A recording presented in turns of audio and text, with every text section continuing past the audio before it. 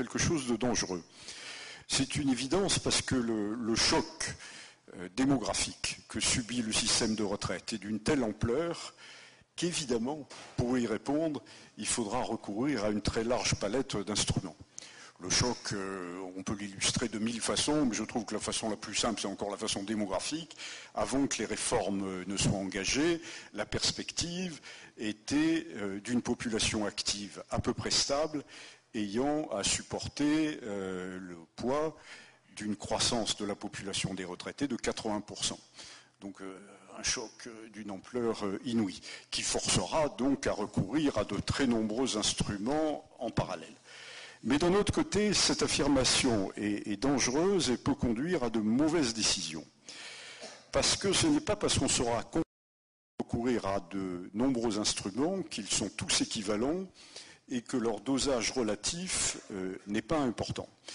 Et notamment, je pense qu'il faut se méfier beaucoup des approches qu'on pourrait qualifier de comptables, dans lesquelles on affiche un nombre à trouver pour répondre aux défis démographiques, et puis on essaye de mettre en face des mesures dont la totalisation vise à équilibrer ce nombre de milliards. Parce que ça, c'est une approche comptable, mais c'est une approche qui ne prend pas en compte les effets induits des différents leviers qu'on manipule, lesquels sont très importants.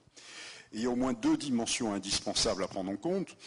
L'une qui est la dimension distributive, qui est évidemment très importante, même si ce n'est pas le sujet de ce soir, mais entre les différents niveaux revenus, les différentes catégories de trajectoires professionnelles, hommes-femmes, public-privé, etc.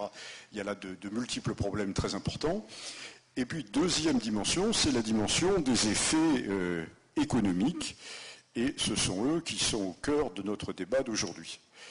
Les différents leviers qui sont susceptibles de permettre de répondre aux problèmes de financement des retraites ont des effets, en effet, très différents sur la compétitivité et la croissance de notre pays.